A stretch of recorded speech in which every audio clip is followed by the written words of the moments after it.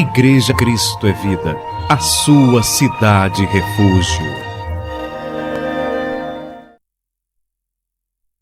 Bom, meus irmãos, o tema da mensagem que Deus permitiu que eu trouxesse à igreja nessa manhã de domingo é Paulo, o exemplo a ser seguido.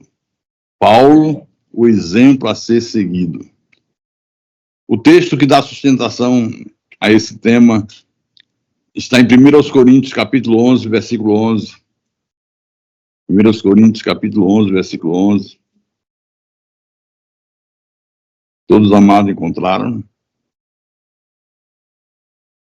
Vou ler. Paulo diz à igreja: sede meus imitadores, como também eu sou de Cristo. Agora abre em Gálatas, capítulo 6, versículo 17. É o segundo texto que dá suporte. Gálatas, capítulo 6, versículo 17. Quanto ao mais, ninguém me moleste, porque eu trago no corpo as marcas de Jesus. Diga graças a Deus. Feche os teus olhos, cubra a tua cabeça, vamos orar para que o Espírito Santo fale ao nosso coração nessa manhã de domingo. Oremos ao nosso Deus agora.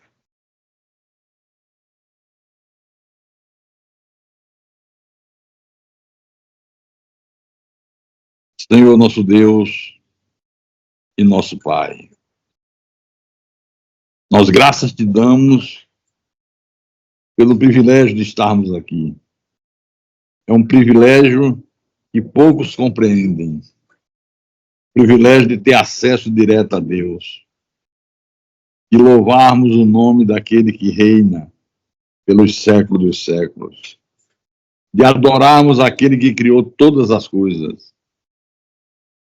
De bendizermos aquele que nos libertou das trevas para a sua maravilhosa luz. Que nos deu vida quando nós estávamos mortos nos nossos delitos e pecados. O Deus que efetuou em nós o querer e o realizar. E continua realizando. Continua efetuando. Nós queremos que nesta manhã de domingo, meu Deus, o teu Espírito Santo dê discernimento à igreja. Faça o coração deste homem e desta mulher se abrir para compreender as coisas que serão proferidas desse altar. Usa-me como teu servo, como teu pastor. Dá-me sabedoria, discernimento.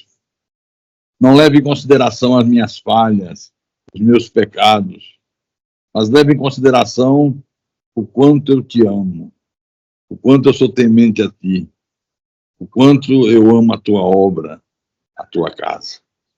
Eu te peço isso em nome de Jesus e que todos que creem digam amém, amém e amém. Diga graças a Deus.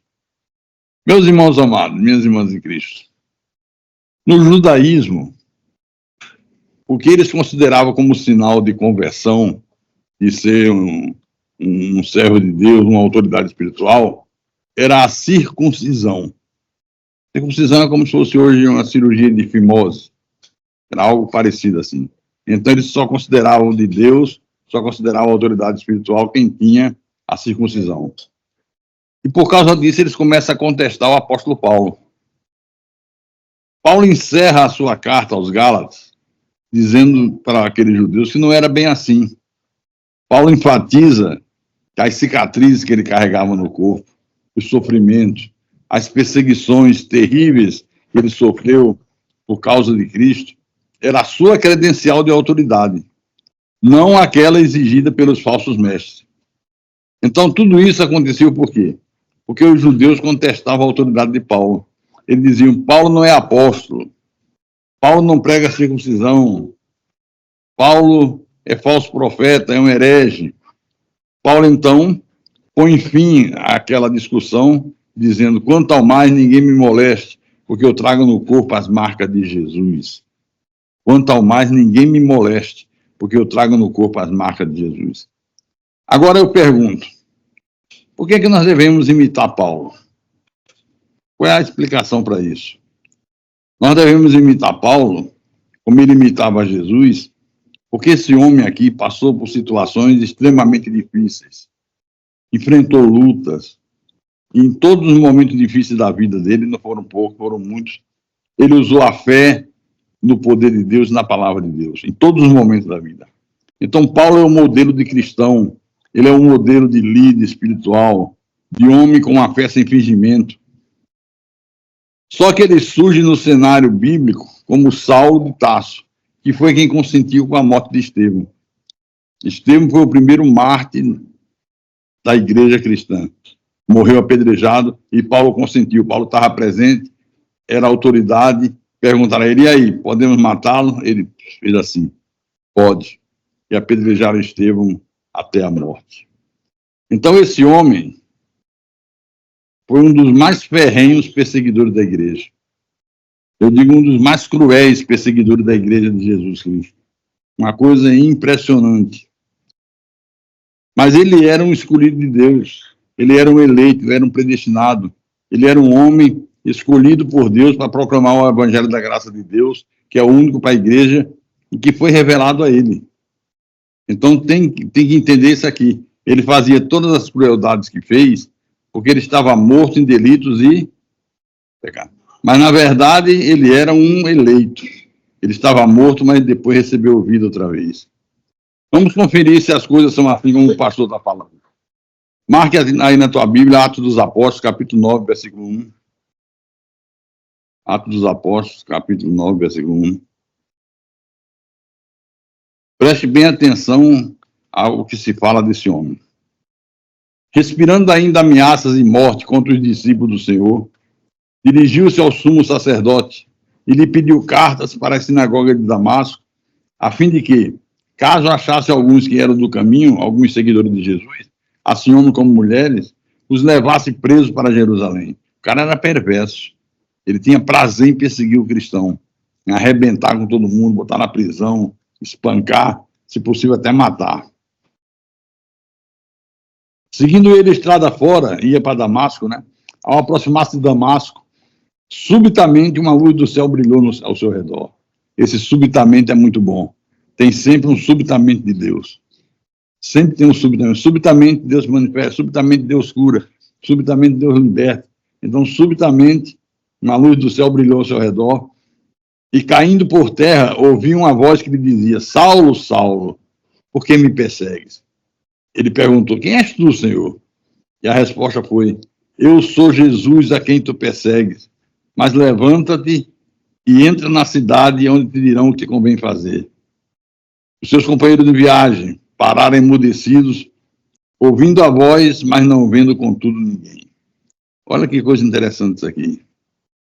Levanta-te, entra na cidade de Damasco, onde te dirão o que te convém fazer. Cadê o livre-arbítrio? Que livre-arbítrio teve Paulo? Nenhum. Livre-arbítrio é maldição, livre-arbítrio é heresia. Levanta-te, entra na cidade, onde dirão o que te convém fazer. Vão dizer o que você tem que fazer. Os seus companheiros de viagem pararam emudecidos, ouvindo a voz, não vendo contudo ninguém. Então, Paulo tinha livre-arbítrio, odiava a igreja, disse, não. Está pensando o que da vida, Senhor? Eu sou Saulo, eu sou autoridade, vocês são herege, e eu não me rendo a vocês. É isso que está na Bíblia? Não. Se levantou Saulo da terra, e abrindo os olhos, nada podia ver. E guiando pela mão, levaram-no para Damasco. Esteve 3 dias sem ver, durante os quais nada comeu nem bebeu. Aquele homem que era um leão feroz, matador de cristão, perverso, devia ser um Alexandre de Moraes da vida naquela época. De repente se transforma numa dócil ovelhinha. O leão feroz se transforma numa dócil ovelha, mansa, tranquila, obediente. Ele se rende totalmente ao Senhor Jesus Cristo. Continuando Atos 9, versículo 10 em diante, diz assim, ora, havia em Damasco um discípulo chamado Ananias. E o Senhor disse a Ananias numa visão, Ananias, ao que ele respondeu, eis-me aqui, Senhor. Então o Senhor lhe ordenou, dispõe-te e vai à rua que se chama Direita, e na casa de Judas procura por Saulo, apelidado de Tarso, pois ele está orando. E viu entrar um homem chamado Ananias e impor-lhe as mãos para que recuperasse a vista. Ananias, porém, respondeu: Senhor, de muitos tenho ouvido a respeito desse homem. Quantos males tem feito aos teus santos em Jerusalém? Ele tem espancado as pessoas, tem maltratado, tem matado muitos cristãos. Eu tenho ouvido muitas coisas terríveis desse homem, como se Jesus não fosse Deus, como se Jesus não soubesse, como se Jesus não fosse o Deus onipresente, onisciente, onipotente. E para aqui trouxe a autorização dos principais sacerdotes para prender a todos os que invocam o teu nome. Olha a missão do cara, viajar para outra cidade para prender os que invocam o nome de Jesus. Mas o Senhor disse a Ananias: vai, porque este é para mim um instrumento escolhido para levar o meu nome perante os gentios e reis, bem como perante os filhos de Israel. Pois eu lhe mostrarei quanto lhe importa sofrer pelo meu nome. Ananias, fica na tua. Você não sabe de nada, rapaz. Esse é para mim um instrumento escolhido. Eu escolhi Saulo. É ele que vai pregar o meu evangelho aos gentios e aos reis. Ele é o meu escolhido, pois eu vou lhe mostrar o quanto ele importa sofrer pelo meu nome. Versículo 17. Então Ananias foi e, entrando na casa, impôs sobre ele as mãos, dizendo: Saulo, irmão. Já mudou a linguagem, viu? Já deu ouvido ao que Jesus falou. Saulo, irmão. Eu já comecei a mexer aqui nas coisas erradas.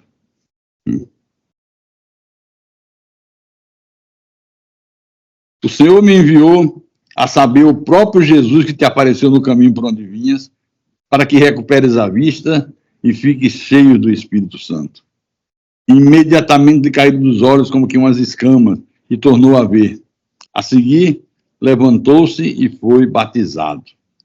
Ainda era a dispensação da lei, o batismo nas águas ainda era praticado, por isso que Paulo se batizou. Ele não entendia nada de cristianismo, mas quando ele escreve aos Coríntios, ele diz que dou graças a Deus que a ninguém batizei, exceto 2 ou 3 pessoas, porque ele sabia que na nova aliança o batismo é o batismo com o Espírito Santo. Há um só batismo, batismo nas águas era da lei. Não tem que batizar nas águas hoje para nada. Batismo nas águas é uma farsa. Os pastores dizem: não, quando você mergulha nas águas, você está sepultando a velha criatura. Quando você levanta, você é nova criatura. Que mentira! Nenhuma água nesse mundo tem esse poder. Quem faz você uma nova criatura é o Espírito Santo. Então, o batismo nas águas era para os judeus. Era o batismo para a remissão de pecados. Eu pergunto, quantos pecados tinha Jesus? Nenhum. E como é que ele foi a João, então, se batizar? E quando ele vem, João olha: Senhor, eu que tenho que ir a ti, tu vens a mim? João achou estranho: eu preciso do teu batismo, tu vem buscar o meu de água. E Jesus disse: João, deixa por enquanto, porque nos convém cumprir toda a lei, toda a justiça. Estamos no cumprimento da lei, diga graças a Deus. Agora, eu li o versículo 18. Versículo 19. E depois de ter se alimentado, sentiu-se fortalecido. Então permaneceu em Damasco alguns dias com os discípulos. Agora, Paulo tem 2 problemas. Ele passa a ser perseguido pelos judeus que não criam em Jesus, não acreditavam em Jesus de maneira nenhuma, passa a perseguir Paulo, e passa a ser perseguido pelos que creem em Jesus, que não consideravam ele apóstolo. Achavam que ele não tinha credencial para ser apóstolo de nada. Aumenta terrivelmente a dificuldade para Paulo. Na igreja primitiva, havia um discípulo, um apóstolo chamado Barnabé, e esse apóstolo sai de Antioquia e vai até a cidade de Tarso, onde que era a sua origem, por isso o nome Saulo de Tarso. Ele vai buscar Saulo e traz Saulo para Antioquia, e aí em Antioquia que o apóstolo Paulo é discipulado para o ministério. Foi o próprio Deus que nomeou Paulo para o ministério apostólico. Até Atos dos Apóstolos, capítulo 13, ele é chamado de Saulo. Saulo é o nome hebraico que ele tinha de origem, que depois foi transliterado para o grego, Paulo. Era a mesma coisa, Saulo no hebraico, Paulo no grego, uma transliteração. Então, Deus nomeia Paulo para que vá com Barnabé fazer sua primeira viagem missionária. Até aqui, Paulo não é líder de nada. Ele é liderado por Barnabé. Barnabé que era o apóstolo, Barnabé que o conduz, o ensina. Paulo vai ganhando experiência, viaja todo aquele mundo antigo, implantando igreja, propagando o evangelho. Esse homem, Paulo, se torna um gigante da história do cristianismo, o gigante da história da igreja. É uma coisa impressionante. É emocionante a história de Paulo. Ele se torna o maior teólogo de todos os tempos, o maior evangelista, o maior implantador de igreja de todas as eras. Nenhum homem depois de Jesus exerceu tanta influência na igreja e na sociedade como esse homem aqui. Nenhum depois de Cristo exerceu tanta influência na igreja e na sociedade. Findou a lei foi revogada porque era fraca e inútil. A lei apontava o pecado, mas não tinha poder de remover o pecado, por isso ela foi revogada. Teve o seu tempo. E aí precisava de uma outra palavra que substituísse a lei. Se a lei foi revogada, eles iam obedecer aqui. Que palavra seria que substituiria a lei? O Evangelho da graça de Deus, que foi revelado a Paulo pelo Cristo ressuscitado. Quem teve a honra, o privilégio de receber Jesus ressuscitado, esse Evangelho de graça, foi o apóstolo Paulo. Abre em Gálatas capítulo 1, versículo 11 em diante. Gálatas capítulo 1, versículo 11 em diante. Ok? Vou ler. Faço-vos, porém, saber, irmãos, que o evangelho por mim anunciado não é segundo o homem. Olha que paulada. Faço vocês saberem que o evangelho que eu prego, anuncio, não é segundo o homem. Porque eu não recebi, nem o aprendi de homem algum, mas mediante a revelação de Jesus Cristo. Não aprendi de Marcos, não aprendi de Mateus, não aprendi de Lucas, não aprendi de João, mas foi mediante uma revelação de Jesus Cristo. Versículo 13. Porque ouvistes qual foi o meu proceder outrora no judaísmo, como sobremaneira perseguia eu a igreja de Deus e a devastava. E na minha nação, quanto ao judaísmo, avantajava-me a muitos da minha idade, sendo extremamente zeloso das tradições de meus pais. Quando, porém, ao que me separou antes de eu nascer e me chamou pela sua graça, aprove revelar seu Filho em mim, para que eu pregasse entre os gentios, sem detença, não consultei carne e sangue, nem subi a Jerusalém para os que já eram apóstolos de mim, mas parti para as regiões da Arábia e voltei outra vez para Damasco. Deixa eu mostrar uma coisa aqui interessante. Não consultei carne nem sangue, não consultei minha lógica. Será que tem lógica? Será que não tem? À medida que Jesus ia revelando o evangelho a ele, isso eu não consultei carne e sangue, não perdi tempo, de imediato eu obedeci, não fui a Jerusalém conversar com os que já eram apóstolos antes de mim, não fui conversar com Pedro, não fui conversar com João, fui conversar com ninguém. Mas parti para as regiões da Arábia e voltei outra vez para Damasco. O cristão verdadeiro imita Paulo nisso aqui também. Às vezes eu vejo pessoa que vem à igreja, ouve a graça, e daqui a um tempo sai. Aí você encontra com ela, o que houve, irmão? Nunca mais foi. Não, é que eu creio, mas eu consultei meu pastor, ele me mostrou que não é bem assim, que o senhor distorce a palavra, não sei o quê. Quando vem com essa ladainha, é porque é cabrito. Não pertence a Deus, porque Jesus disse, as minhas ovelhas ouvem a minha voz, eu as conheço e elas me seguem. Paulo disse, eu não consultei ninguém, eu criei. Quando você é de Deus, é um escolhido, é um eleito, é um predestinado, no tempo de Deus ele faz a palavra chegar até você, você ouve, crê, e não tem ninguém nesse mundo que faça você voltar atrás. Ninguém, é a marca do verdadeiro cristão. Amém? Abre em Efésios capítulo 3, versículo 1 em diante. Efésios capítulo 3, versículo 1 em diante. Por esta causa eu, Paulo, sou prisioneiro de Cristo Jesus por amor de vós, gentios. Pois segundo uma revelação, me foi dado conhecer o mistério, conforme escrevi há pouco resumidamente. Pelo que, quando ledes, podeis compreender o meu discernimento do mistério de Cristo, o qual, em outras gerações, não foi dado a conhecer aos filhos dos homens, como agora. Foi revelado aos seus santos apóstolos e profetas no Espírito, a saber que os gentios eram os estrangeiros, não nascidos em Israel, eram considerados gentios, indignos de Deus, segundo os judeus. A saber que os gentios são co-herdeiros, membros do mesmo corpo, e co-participantes da promessa em Cristo Jesus por meio do Evangelho, do qual fui constituído ministro, conforme o dom da graça de Deus, a mim concedida segundo a força operante do seu poder.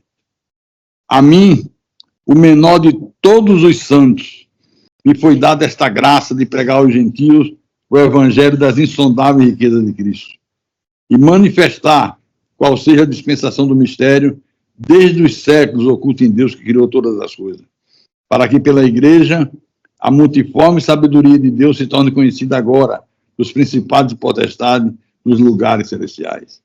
Olha que coisa interessante. Olha a humildade desse homem. A mim, o menor de todos os santos.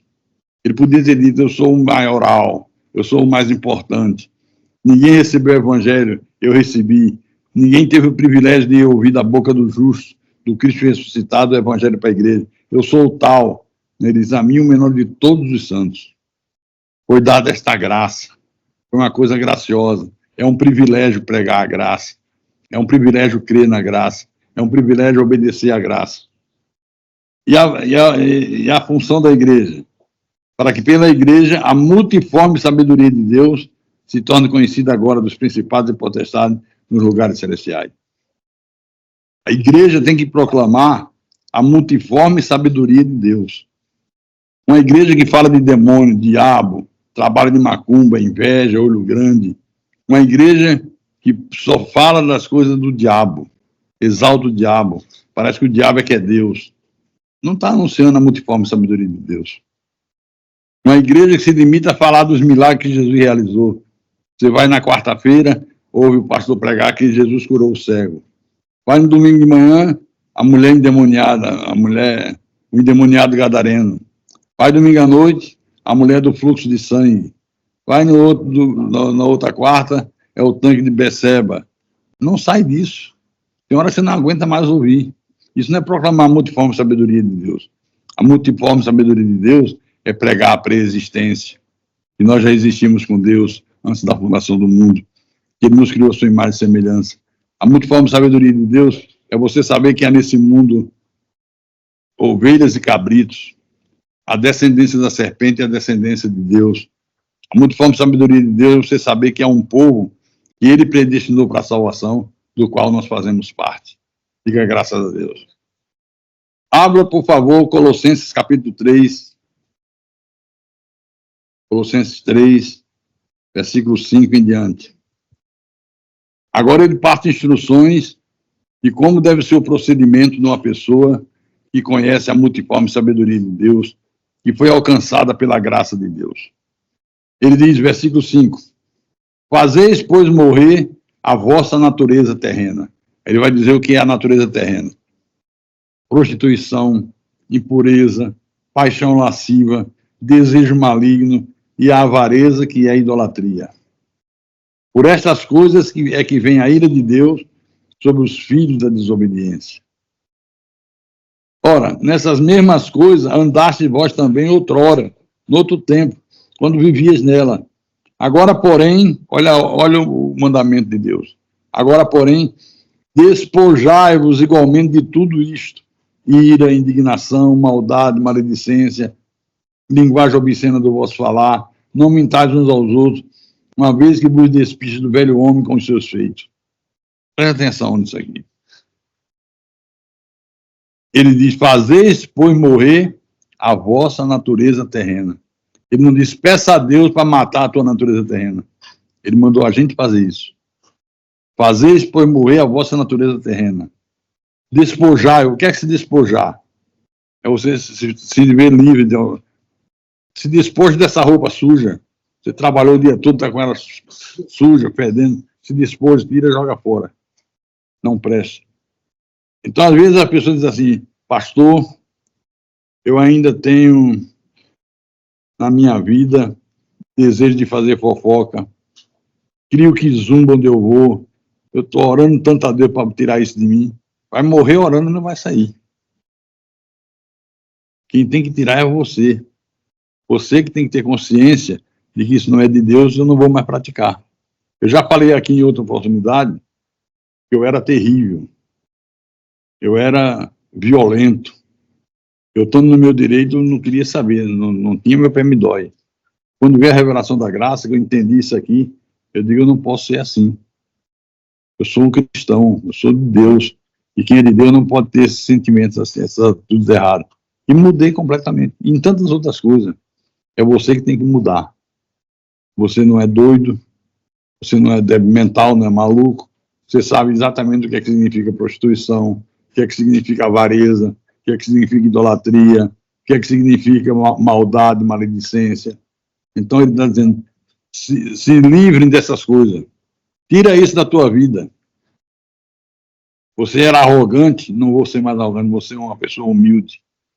Passa a ser humilde. E é tão interessante que quando você começa a praticar isso, em pouco tempo se torna uma coisa tão familiar que você fica sem entender como é que mudou tão rápido. Como é que foi fácil. Não é difícil, mas é você que tem que fazer. Amém? Colossenses 3, versículo 12 em diante. Agora ele vai dizer o que é que você tem que colocar na tua vida. Falou o que é que tem que tirar. Agora vai dizer o que é que tem que colocar. Que é nós também que colocamos. Não é Deus, não é o Espírito Santo. Revestimos, pois, como eleitos de Deus, santos e amados, de ternos afetos de misericórdia, de bondade, de humildade, de mansidão, de longanimidade. Você tem sido misericordioso? Você tem sido uma pessoa bondosa? Você é humilde? Você é mansa? Você tem longanimidade? O que é longanimidade, pastor? Paciência para suportar a ofensa. Não tem aquela, eu tenho um pavio curto, comigo o negócio é logo no tapa. Não. Pessoa longânima, ela tem paciência para suportar a ofensa. Se depender dela, quando um não quer, dois não brigam. Quem é esse que não quer brigar? É o que é longânimo. Ele só parte para cima se for em legítima defesa, em último caso. Fora disso, ele é longânimo. Versículo 13. Suportai-vos uns aos outros. Eita, coisinha difícil nas igrejas, hein? É a pessoa suportar o outro como ela é, como o outro é. Cada um de nós tem uma personalidade, cada um de nós tem gosto diferente. Então devemos suportar uns aos outros. Não é suportar erro. Não é suportar pecado. Não está falando disso aqui. Perdoai-vos mutuamente, caso alguém tenha motivo de queixa contra outro. Assim como o Senhor vos perdoou, assim também perdoai vós. Acima de tudo isso, porém, esteja o amor, que é o vínculo da perfeição. Isso é maravilhoso. Isso é fantástico, extraordinário. Quando Paulo esteve preso, ele escreveu essa carta aos Filipenses, mesmo estando dentro de um cárcere. Ele estava preso em Roma. Foi julgado, condenado à morte, iam decapitar Paulo, arrancar o pescoço, arrancar a cabeça fora. Esse homem estava numa situação extremamente difícil.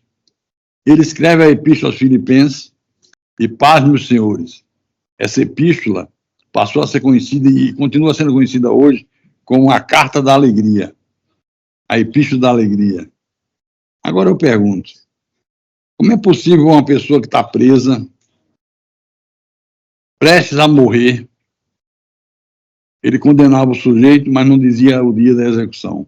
Podia ser qualquer hora, qualquer dia. Como é que uma pessoa numa situação terrível dessa teve a capacidade de escrever a Carta da Alegria? A Carta da Alegria. Tem gente, se estivesse no lugar de Paulo, teria escrito as Lamentações do Novo Testamento. Ele escreve a Carta da Alegria. Tem gente que estivesse no lugar de Paulo e escrever as lamúrias de um cristão, as lamúrias do Novo Pacto. ele escreve a carta da alegria. Paulo era um homem extremamente colérico, raivoso, violento, mas a partir do momento que ele teve um encontro com Jesus no caminho de Damasco, ele muda completamente a sua maneira de ser. Há uma mudança radical. Já não é mais aquele Paulo violento, cruel, impiedoso, terrível. Ele muda completamente. Então, imite Paulo nesse aspecto. Você foi alcançado por Deus, alcançado pela palavra, ouve a palavra, tem o privilégio de ouvir as coisas profundas do Espírito de Deus. Então, mude o seu modo de viver. Você tem Bíblia, você lê Bíblia, você ouve pregações, o Espírito Santo fala com você, você está errado nisso, está errado naquilo. Mude essa sua maneira de ser, mude esse seu modo de proceder, mude essa maneira de agir. Então, imite Paulo nesse aspecto aqui também. Porque, como eu disse ainda há pouco, não foi Deus que mudou esse homem, não. Foi ele mesmo que se conscientizou que precisava mudar. Deus atua na conversão, quando ele dá vida outra vez. A partir daí que você recebeu vida, você que vai mudar. Você vai tirar o que não presta e preencher o lugar com o que presta. Amém? Mudar as atitudes. Deus te conscientiza e ordena que você mude o teu modo de ser. É Deus que ordena, mas você que tem que fazer, não é Deus. Pastor, o que é que eu tenho que mudar? Deixa eu mostrar aqui outra vez. Abre Colossenses, capítulo 3. Para não esquecer mesmo. Que às vezes o pastor prega, o pastor diz amém e não entende. Agora, porém, despojai-vos igualmente de tudo isto. Olha o que ele manda você se despojar. Indignação, maldade, maledicência, linguagem obscena do vosso falar. Não mintais uns aos outros. O irmão não veio o culto de quarta-feira por quê? Pastor, eu estava meio gripado, meio com virose. E não estava. Mente na maior cara de pau. Não mintais uns aos outros. Uma vez que vos despiste do velho homem com seus feitos, e vos revestis do novo homem que se refaz para o pleno conhecimento, segundo a imagem daquele que o criou. Na sequência, eu estou repetindo para você marcar bem, ficar bem vivo na tua mente. Em Colossenses 3,12, revesti-vos, pois, como eleitos de Deus, santos e amados, de ternos afetos de misericórdia. O povo de Deus tem que ser um povo misericordioso, de bondade, de humildade, de mansidão, de longanimidade. Paulo não era um homem amargurado, não era. Apesar das muitas traições que ele sofreu, esse homem não se deixou dominar por um espírito de tristeza.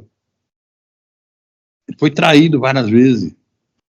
Sofreu as pampas, mas nunca ficou um homem amargo. Não se deixou dominar por um espírito de tristeza. Não se deixou dominar por um espírito de murmuração. É o que você mais ouve hoje, são pessoas murmurando. Paulo foi sentenciado à morte e ele sabia que a qualquer momento, ele seria levado para a guilhotina. Não tinha dia marcado, não tinha hora, podia ser qualquer hora. Quer dizer que esse homem tinha tudo para ser um homem revoltado. Eu sou um homem santo, de vida reta, sirvo a Deus, e acabo numa situação dessa, preso, condenado à morte, não sei que hora eu vou ser morto, que dia vai ser, fico nessa angústia, nesse desespero. Ele tinha tudo para ser um homem triste, atormentado, mas não. O que é que ele diz aos filipenses? Abre Filipenses capítulo 4, versículo 4. Olha Filipenses capítulo 4, versículo 4. Por que também é a carta da alegria? Encontraram? Alegrai-vos sempre no Senhor. Outra vez digo, alegrai-vos. Alegrai-vos do quê? Sempre. Diga sempre. Fala para o irmão do lado, sempre. O que é que significa sempre? Sempre. Toda hora, todo instante, não importa as circunstâncias, se alegre em Deus. Revesti-vos com eleitos de Deus, santos e amados, de ternos afetos de misericórdia, de bondade, de humildade, de mansidão, de longanimidade. Então, Paulo está condenado à morte. Qualquer momento podia chegar um soldado romano, bater na porta da casa onde Paulo estava com prisão domiciliar, guardado por uma guarda romana. Podia bater na porta e dizer: seu Saulo? Sim. Seu Paulo? É hoje, chegou a sua hora. Vamos? Podia estar dormindo. Acorda, chegou a tua vez. Imagine a angústia que isso causava no sujeito. E devia causar. Nele não causa. Que situação difícil. Que situação aflitiva, angustiante. Esse homem não ficou depressivo. Não ficou chorando pelos cantos da casa. Não ficou jogando a culpa em Deus e no mundo. A culpa é de Barnabé. Eu bem que estava tranquilo lá em Tarso. Por que esse homem teve que me buscar? Paulo, foi a vontade de Deus. Paulo me dizia: que vontade de Deus? Eu que tomei a decisão errada. Eu que devia não ter obedecido a ele, devia ter ficado.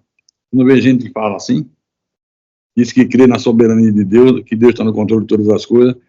Mas quando chega na parte negativa do negócio, na parte do sofrimento, da dor, não, está errado, eu é que errei. Está dando um jeitinho de tirar fora a soberania de Deus, mas não consegue. Então, vamos parar com essa mania e quando nós enfrentamos coisas boas, os méritos são nossos. A gente não quer dividir com ninguém. Mas quando enfrentamos coisas ruins, nós queremos dividir com todo mundo. A culpa é do meu pai, a culpa é da minha mãe, a culpa é do meu marido, o marido não, a culpa é da minha esposa. O filho diz: a culpa é do meu colega de trabalho. Todo mundo quer dividir o erro, botar a culpa nos outros. Tem que parar com isso. Nós passamos por aquilo que Deus permite que a gente passe. Diga graças a Deus. Então, imite Paulo tendo essa mesma atitude de fé. Filipenses 1, versículo 12 em diante. Ok? Vou ler. Quero ainda, irmãos, cientificar-vos de que as coisas que me aconteceram têm, antes, contribuído para o progresso do Evangelho. Olha o que é que Paulo está dizendo na igreja. As coisas que me aconteceram, os sofrimentos, as dores, os espancamentos, as ameaças de morte, contribuíram para o progresso do Evangelho. Que coisa impressionante isso aqui, né? De maneira que as minhas cadeias em Cristo se tornaram conhecidas de toda a guarda pretoriana e de todos os demais. E a maioria dos irmãos, estimulados no Senhor por minhas algemas, ousam falar com mais desassombro a palavra. Os irmãos, quando via a fé que Paulo tinha, esperando a hora de ser decapitado, qualquer momento, qualquer instante, esse homem não baixou a cabeça, esse homem não ficou chorando, esse homem não ficou se maldizendo, não ficou murmurando, ele dava uma palavra de conforto. Deus está no controle de tudo. Se chegou a minha hora, chegou a minha hora. Eu estou tranquilo, eu estou salvo. Eu vou viver a vida eterna com Deus. Diferente da maioria dos que se diz cristão no dia de hoje. Se diz cristão, mas na hora do pega para capar, é um Deus nos acuda. De maneira que as minhas cadeias em Cristo se tornaram conhecidas de toda a guarda pretoriana e de todos os demais.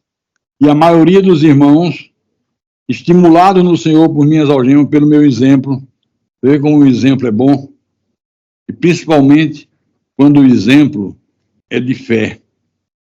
Você passando por uma situação difícil, uma crise financeira terrível, uma doença. Imagine você receber o diagnóstico que está com câncer. Essa semana eu recebi um WhatsApp de uma irmã de Recife, uma médica da nossa igreja. Ela disse: pastor, estou escrevendo para o senhor para lhe comunicar que eu fui diagnosticada com câncer de seio. Já fiz a mastectomia, alguma coisa assim. Quando tira o seio. Mas estou tranquila, porque sei que já estou curada. Eu respondi a ela ontem à noite, dizendo: minha irmã, como me dá felicidade ouvir uma palavra como a sua.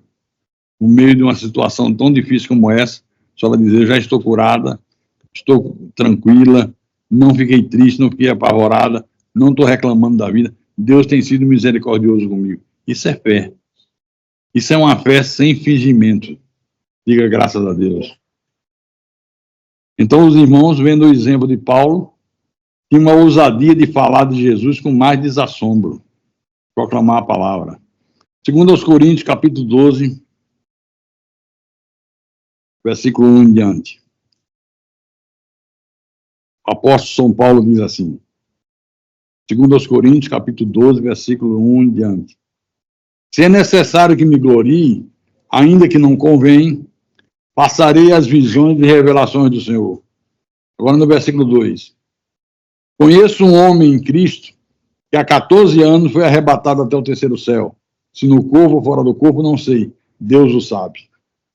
E sei que o tal homem, se no corpo ou fora do corpo, não sei, Deus o sabe, foi arrebatado ao paraíso e ouviu palavras inefáveis, as quais não é lícito ao homem proferir. De tal coisa me gloriarei, não porém de mim mesmo, salvo nas minhas fraquezas. Só um pouquinho.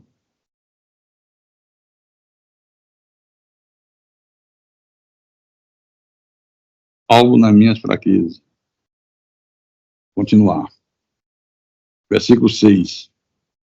Pois se eu vier a gloriar-me, não serei nécio, porque direi a verdade. Mas abstenho-me para que ninguém se preocupe comigo mais do que em mim vê ou de mim ouve. A humildade do apóstolo Paulo é uma coisa impressionante. Você sabe de quem ele está falando aqui? Você sabe? Conheço um homem. Que homem era esse? Não, ele mesmo. Está falando dele mesmo. Conheço um homem. Ele não diz, eu fui arrebatado ao céu. Esse homem foi arrebatado. Foi arrebatado. Foi arrebatado ao paraíso. Ele não diz, eu fui arrebatado ao paraíso. Que humildade. Que homem humilde. Ele podia aproveitar, ter sido arrebatado ao terceiro céu e ter feito uma propaganda dele imensa. Eu sou o tal, só eu fui arrebatado, só eu tive o privilégio de conhecer coisas inefáveis. Vocês não estão com nada, eu sou o maioral, eu vou ser o líder de todos. Ele não faz nada disso. Que lição para os pastores de hoje. Que lição. Muitos vaidosos, um querendo ser maior do que o outro, um querendo saber mais do que o outro. Por isso que as igrejas parecem torcida de clube de futebol. Quem é da Assembleia torce contra a Batista torce contra a Assembleia. Quem é da Presbiteriana não se dá bem com o Batista não se dá bem com o Presbiteriano. Torcida de clube de futebol. Esse homem tem uma humildade impressionante. Impressionante. Em 2 Coríntios, capítulo 12, versículo 7 em diante, diz assim, e para que não me ensoberbecesse, eita, hoje a língua está travando, hein? E para que não me ensoberbecesse com a grandeza das revelações, foi-me posto um espinho na carne, mensageiro de Satanás, para me esbofetear, a fim de que não me exalte. Por causa disto, 3 vezes pedi ao Senhor que o afastasse de mim. Deixa eu fazer uma pausa aqui. Fazem muitas discussões nas igrejas sobre o que é esse espinho na carne de Paulo. Muita. Você sabe que espinho era esse? Foi-me posto um espinho na carne, mensageiro de Satanás, para me esbofetear, a fim de que eu não me exalte, a fim de que eu não perca a minha humildade e seja um sujeito vaidoso, prepotente, arrogante, sentindo melhor do que os outros. 3 vezes pedi ao Senhor que o afastasse de mim. Quem sabe? Olha que eu já preguei sobre isso, hein? E vocês ouviram. A resposta está no versículo seguinte, gente. Olha o versículo 9. Então ele me disse, Agora, o que Deus falou com ele: a minha graça te basta, porque o poder se aperfeiçoa na fraqueza. De boa vontade, pois, mais me gloriarei nas fraquezas, para que sobre mim repouse o poder de Cristo. A minha graça te basta. O poder se aperfeiçoa na fraqueza. Aí Paulo depois, é? Pois de boa vontade vou me gloriar nas fraquezas. Cada um de nós tem lutas, problemas, dificuldades, embates. Cada um de nós tem o seu espinho na carne. Eu tenho, você tem. Mas a lição que está ensinando aqui é que quando eu sou fraco, aí é que eu sou forte. Lembra que Paulo ensinou isso? Quando eu sou fraco, aí é que eu sou forte. Esse é o recado que Jesus deu a Paulo. Minha graça te basta. Quando você é fraco, Paulo, aí é que você é forte. Por quê? Porque quando nós somos fracos, tem que entender esse sentido. É no sentido de depender de Deus. Quando eu dependo 100% de Deus, aí eu sou forte. Quando eu passo a depender de mim, eu posso, eu sei, eu faço, eu arrebento, eu sou o tal, eu sou o ungidão, o super ungido. Você é fraco. É forte quando você é fraco. Quando você se submete a Deus. Você está na dependência total de Deus. Diga graças a Deus. Imite Paulo na crença dessa verdade. Em 2 Coríntios, capítulo 11. 2 Coríntios, capítulo 11, versículo 23 em diante. Vou ler. Mais uma vez, estava a discussão. Paulo não é de Deus, Paulo não é ministro, Paulo não é apóstolo, os outros é que são, nós é que somos os tais, nós é que trabalhamos, nós é que evangelizamos, Paulo não faz isso. Aí Paulo diz, são ministros de Cristo esses aí? Esses que me censuram? Esses que tentam me desqualificar? Falo como fora de mim, eu ainda mais. Quer definir quem é de Deus pelas obras? Por esforço, por sofrimento? Então vamos lá. Em trabalho muito mais em prisões, em açoite sem medida, em perigo de morte muitas vezes. 5 vezes recebi dos judeus uma quarentena de açoite menos 1. Fui 3 vezes fustigado com varas, uma vez apedrejado, em naufrágio 3 vezes. Uma noite e um dia passei na voragem do mar, em jornada muitas vezes, em perigo de rios, em perigo de salteadores, em perigo entre patrícios, em perigo entre os gentios, em perigo na cidade, em perigo no deserto, em perigo no mar, em perigo entre falsos irmãos, em trabalhos e fadigas muitas vezes, em vigílias, em fome e sede, em jejuns muitas vezes, em frio e nudez. Agora no versículo 28. Espera aí, deixa eu ajeitar aqui. Versículo 28. Além das coisas exteriores, ao que pesa sobre mim diariamente, a preocupação com todas as igrejas. Vou fazer uma pergunta a você, meu irmão, meu amigo em Cristo. Qual o profeta do Velho Testamento passou por o que Paulo passou? Nenhum. Nenhum deles. Qual apóstolo do Novo Testamento passou pelo mesmo sofrimento que Paulo passou? Nenhum. Está vendo porque Paulo tem a ousadia de dizer, ser de meus imitadores como eu sou de Cristo? Ele tinha autoridade para falar, tinha autoridade para exortar, porque ele tinha passado por tudo aquilo, ele era um exemplo de fé, um exemplo de obediência, um exemplo de cristão verdadeiro, não essa fuleiragem que a gente encontra por aí chamada de cristão. A palavra é essa mesmo, fuleiragem. Qual é o seu sofrimento? Qual é o teu sofrimento hoje?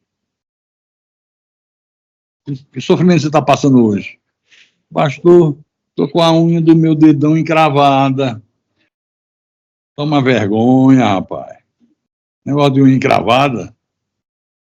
Honra as calças que veste. Qual é o teu problema hoje? Qual é o teu sofrimento?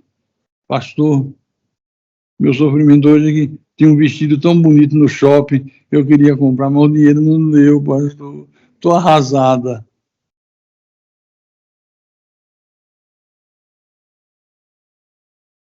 É para rir mesmo. Qual é o teu problema hoje? Uma dívida? Um boleto que vai vencer amanhã? É esse o teu problema? E você fica aí amuado. Ah, eu não aguento mais. Ah, eu não sei mais o que é que eu faço. Ah, que eu tenho que pagar o boleto. É 2.000, eu só tenho 1.000. E daí? Deus dá de prover. Se Deus não deu para o dia, é porque Deus tem um propósito. Preparar você para enfrentar lutas. Preparar você para sair do sufoco sem ficar chorando, sem ficar se maldizendo, sem ficar dando mau testemunho da tua fé.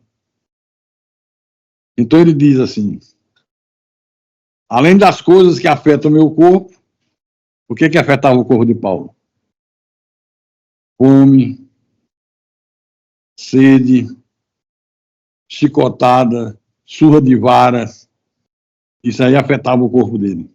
Ele diz, mas há aquelas que afetam o meu emocional. O que afetava o emocional de Paulo? A preocupação com todas as igrejas. Isso, além de tudo isso que eu passo, ainda tenho preocupação com todas as igrejas. Eu não jogo a toalha, eu não me acovardo, eu não retrocedo, eu vou em frente, eu vou em frente, nada me detém. Eu pergunto, você tem se preocupado com as igrejas de Jesus? Você tem se preocupado com essa igreja? Você se preocupa em ser fiel a Deus nos dízimos? Em procurar cada vez mais dar oferta generosa para manter a casa de Deus, que é feita, a obra de Deus que é feita com tanto sacrifício. Tanto sacrifício. Você se preocupa em evangelizar? Você foi salvo para salvar. Você foi abençoado para abençoar. Vocês têm evangelizado? Os irmãos de Natal, os irmãos de Recife, os irmãos de Fortaleza, vocês têm evangelizado? Têm trazido visitantes para a igreja, convidados? Você tem feito isso? Você tem essa preocupação? Paulo diz, além de que tudo que eu passo, além das surras que eu levei, além dos momentos que eu botei minha vida em risco, ainda tenho a preocupação com todas as igrejas. Me preocupo com todas as igrejas. Então, imite Paulo nesse aspecto também. Um homem que perseguia a igreja, agora sofre pela igreja. Um homem que odiava Deus, odiava a palavra, agora sofre por amor a Deus, por amor à palavra. Você já sofreu por amor a Deus? Sim ou não? Quem já sofreu aqui por amor a Deus? Ninguém? Será que só eu? Eu já sofri e continuo sofrendo. E não reclamo nunca. A coisa mais importante para mim é quando Deus me dá a graça de eu poder pregar domingo de manhã. Isso para mim é o máximo. Não é ter um automóvel novo. Nem automóvel eu tenho. Já tive. Os melhores automóveis, os melhores carros. Só usava carro tirado da concessionária zerado. Tirava de dois. Um para mim e um para ela. Não vale nada. Nada, nada, nada, nada, nada. Se você não tem Deus na tua vida, você não tem nada. Você pode ser a pessoa mais rica, mais próspera, pode morar na mansão do Alexandre de Moraes, que é uma mansão que ele comprou por 12 milhões de reais. Se quiser, pode tirar umas férias no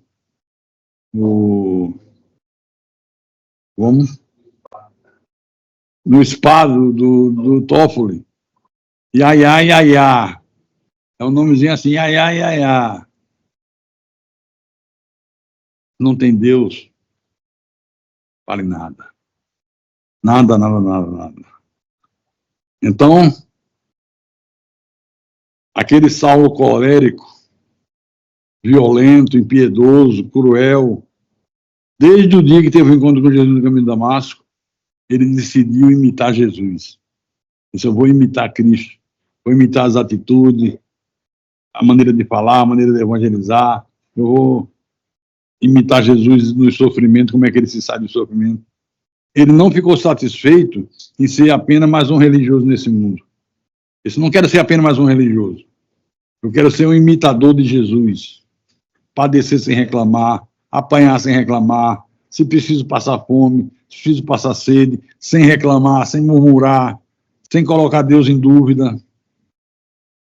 Por isso, Paulo tem a autoridade para exortar a igreja, como ele exortou, dizendo: sede meus imitadores, como também eu sou de Cristo.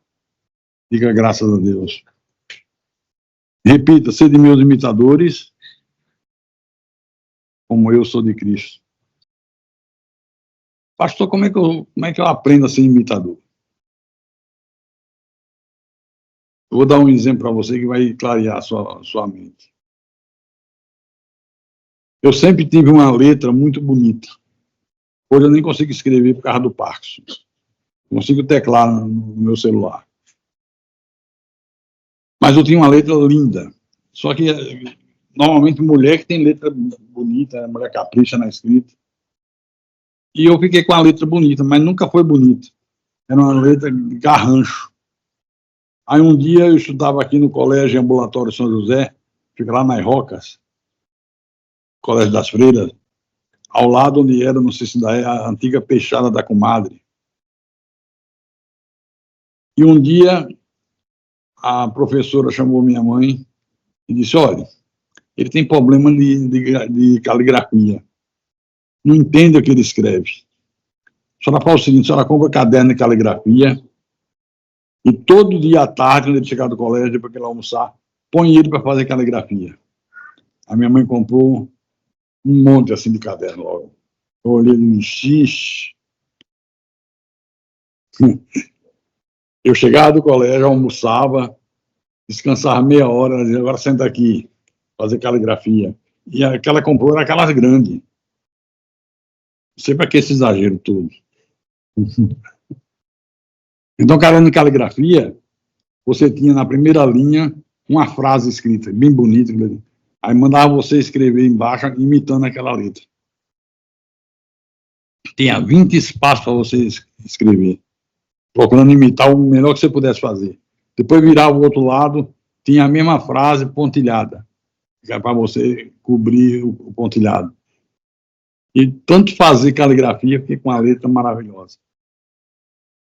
Então, quem que Paulo está dizendo aqui? Eu sou o caderno de caligrafia de vocês. É isso que o apóstolo está dizendo. Eu sou o caderno de caligrafia de vocês. Me imitem. Façam o que eu faço. Digam o que eu digo. Parece difícil, mas não é, né?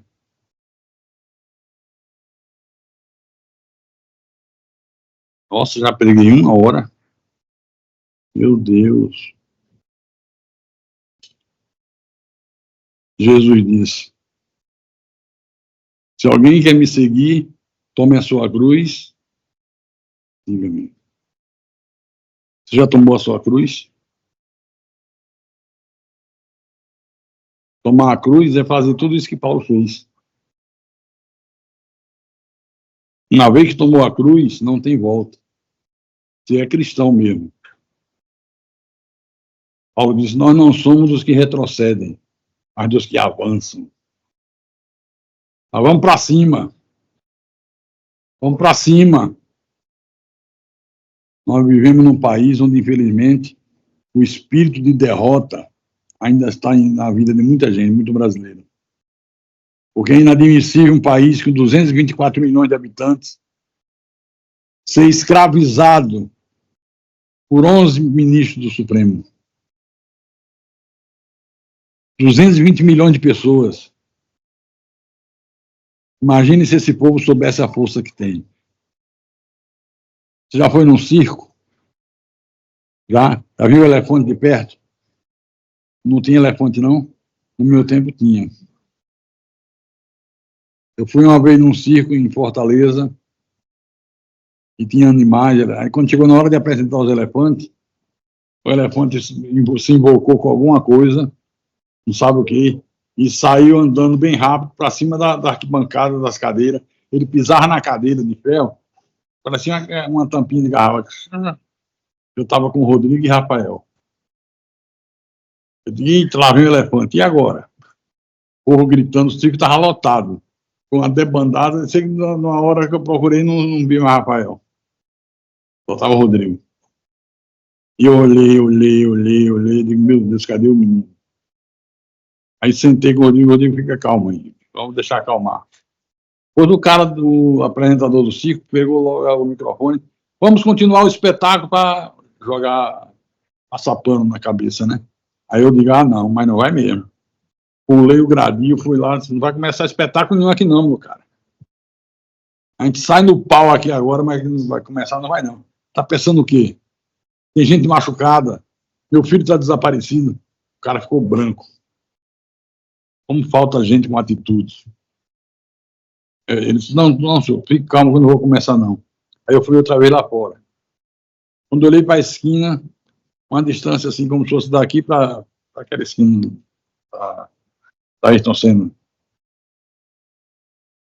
Lá vem o menino, um homem trazendo ele pela mão. Eu digo, eita, meu filho, moço. E só ele ia atravessar a BR sozinho. Foi pequenininho ainda. Saiu e se mudou de andar sozinho. Não sei se foi o susto, o medo. Ia atravessar a BR sozinho. Então, nós devemos ser pessoas fortes. Tomou a cruz, quem quer vir após mim, a si mesmo se negue. Toma a sua cruz e siga-me. Tomar a cruz é assumir a vida cristã. Com fé, com raça, com confiança em Deus, certo de que Deus não falha. Deus jamais falha, Deus jamais nos deixa desamparar. Fica a graça a Deus. Pela estrada que os que pegam a sua cruz andam, não tem retorno. Não tem via de retorno, é só em frente. Tem que ir em frente sempre, para cima deles, que a vitória final é nossa, em nome de Jesus. Amém? Então, dê uma forte salva de palmas para esse Deus maravilhoso.